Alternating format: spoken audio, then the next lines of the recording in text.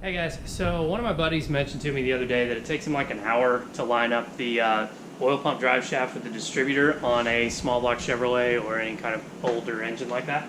So this is just a real quick video on how I do it and what works for me. So I've got my distributor drive shaft, or my oil pump drive shaft oriented in this direction, which when I line this up with top dead center, it's pretty close to how it should be.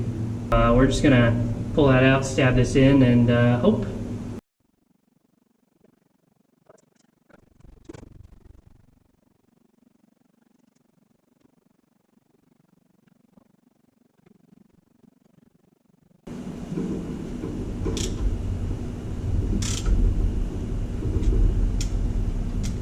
There we go.